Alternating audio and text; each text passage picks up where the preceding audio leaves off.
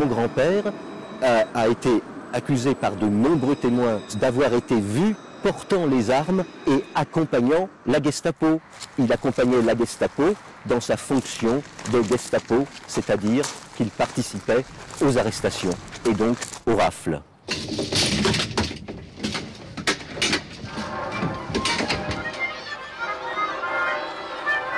Grenoble, 8 mai 1945. La joie déferle en ville, on célèbre la paix, c'est la farandole du bonheur. Pourtant, dans cette foule, il y a des traîtres et des lâches, des collaborateurs qui ont échappé au comité d'épuration. Parmi eux, Raoul Nonza, l'interprète de la Gestapo. Arrêté 2 fois par les FFI à la Libération, il a été relâché 2 fois. Pourquoi? Comment? C'est ce passé oppressant que traque depuis 5 ans son petit-fils. Régulièrement, il fait le voyage Paris-Grenoble pour fouiller les archives, retrouver les lieux et les derniers témoins. Il est écrit noir sur blanc que mon grand-père était un interprète au garage Citroën, c'est-à-dire au cours Beria, c'est-à-dire à la Gestapo. Pour tout le monde, interprète de la Gestapo signifie le Français qui a trahi les siens et qui participe aux arrestations. 28 cours Beria. Dans cet immeuble, la Gestapo grenobloise a interrogé, torturé, utilisé la fameuse baignoire. Combien ont souffert, combien sont morts dans ces cellules à l'entresol et combien se sont retrouvés face à l'interprète, complice armé, zélé des gestapistes.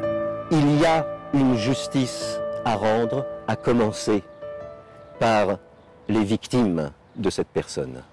Et se taire sur des conditions d'arrestation de certaines personnes alors qu'on les connaît, sous prétexte qu'on est le petit-fils, je dis, c'est perdre son honneur.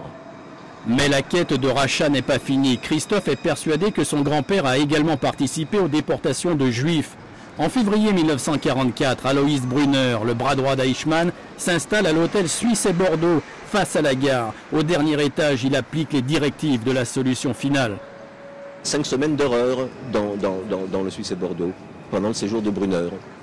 Brunner, en bon organisateur et très rationnellement, cherchait à faire des centres de rassemblement tant à Nice qu'à Grenoble, à proximité de la gare, puisque, nous le savons bien, c'est par train que les victimes, au rythme d'une 50aine par semaine, on vidait l'hôtel toutes les semaines à peu près, et on peut estimer les victimes de Brunner pendant 5 semaines à 700 victimes à peu près.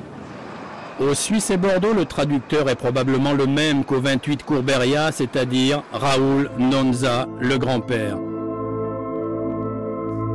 Arrêté par les FFI en 44 et en 45, Nonza est chaque fois relâché.